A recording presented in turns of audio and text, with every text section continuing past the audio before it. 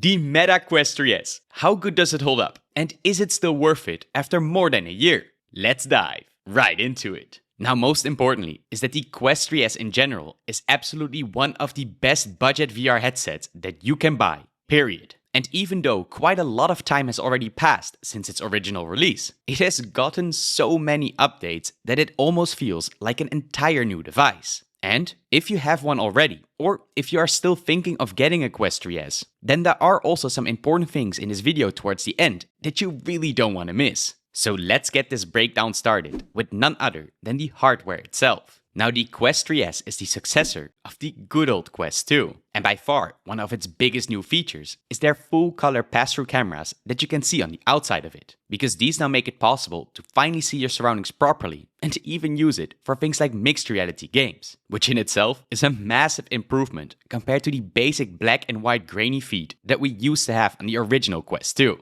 But of course, its most important upgrade is the new powerful XR2 Generation 2 chip, because this one unlocks the potential for the headset to play much more graphically demanding games and titles that just couldn't run on the last generation of hardware. Although besides that, we also saw some smaller changes that do have a big impact on your overall experience. For example, the head strap of the Quest 3S now has a dual band design compared to their single strap beforehand, and this will let you adjust the weight more evenly over the back of your head. But when talking about the hardware, we should also not forget their new Touch Plus controllers, since these now have a ringless design and come with some improved haptic feedback built into it. Just keep in mind though that they still use their standard AA batteries, which aren't rechargeable from the start, so you won't be finding any USB-C port on the bottoms here. But either way, they are definitely still a great improvement in both ergonomics and accuracy over the older Ring controllers. However, besides all these hardware upgrades, there are also some downsides that come with its lower price tag. For example, the Quest 3S still uses the same Fresnel lenses, and while these have been the standard for a long time in VR, the newer pancake versions that we see in headsets like the Quest 3 do have some more clarity and larger sweet spot overall. And secondly, they also brought over the same single LCD panel that rocks a resolution of 1832 by 1980 pixels per eye,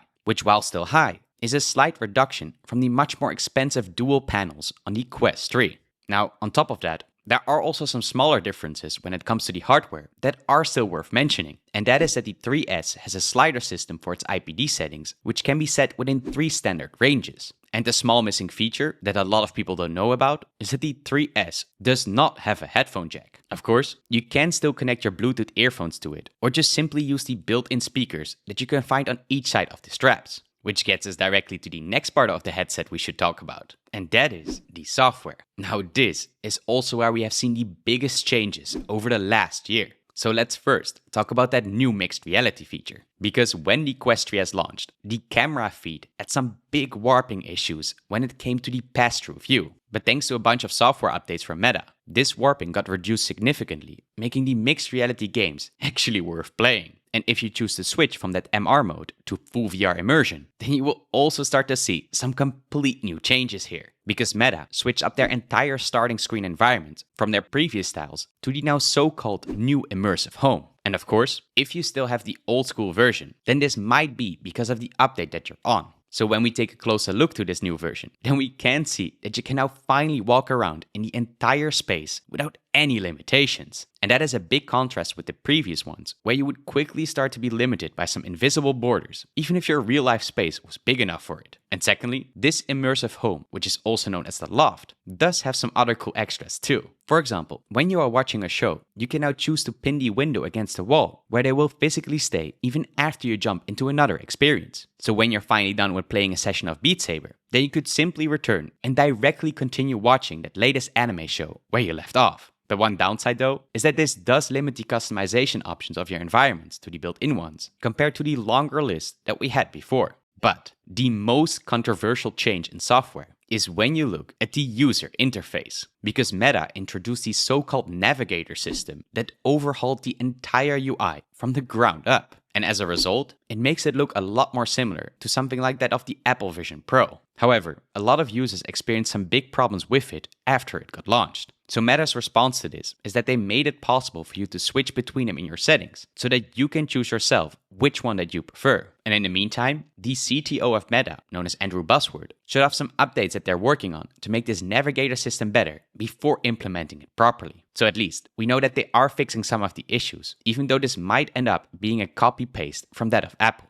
But that gets us to probably the most important part of the Quest 3S, and that is the games. Now luckily, thanks to the XR2 Generation 2 chip, the 3S can play all the VR games that the base Quest 3 can too. And that also means that you can be sure that the support for it will last a long time in the future. Besides, since the launch of the 3S, we saw some big names coming to the platform, as well as some indie games that came out of nowhere. So a couple of good VR games that got released since then are things like Dungeons of Eternity, which is a co-op fantasy adventure with randomly generated levels, or Wanderer the Fragments of Fate, in which you will go on a time-traveling journey to try and change history. But we also got things like the highly rated Ghost Town that drops you into a supernatural single-player puzzler made by the creators from The Room VR, or even the high-action Arcane Age that has some of the craziest boss fights in virtual reality. Now, of course, there are also some other highly anticipated titles, like Star Wars Beyond Victory or the official Deadpool VR game. But you shouldn't forget about the older VR games that you need to have played at least once too, such as Bone Lab, Blade and Sorcery Nomad, Resident Evil 4 VR, Asgard's Wrath 2, and The Walking Dead Saints and Sinners, to name a few.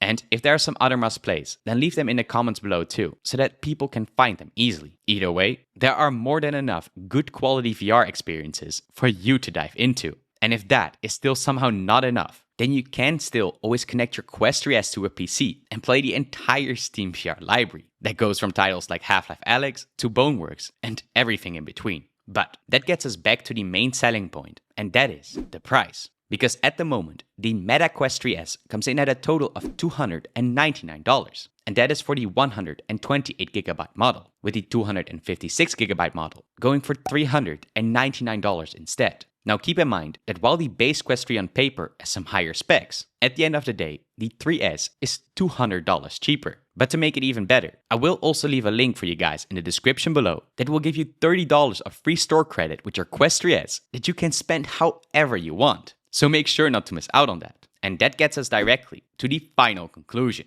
Now the Meta Quest 3S is an awesome VR headset that has some big upgrades compared to its previous generation of VR hardware. And that goes from the full color pass-through to its dual band design, as well as its new Touch Plus controllers. But best of all is that thanks to the XR2 Generation 2 chip, it is now capable of playing the latest VR games just like the base Quest 3. So that makes the Quest 3S very future-proof and still more than worth it right now, making it almost a no-brainer for most people who don't own a VR headset yet. But that's not all, because if you want to see an even more detailed comparison between the Quest 3S and the Meta Quest 3, then click on the video that you see on screen right now to make sure you don't miss out on that. And of course, stay awesome.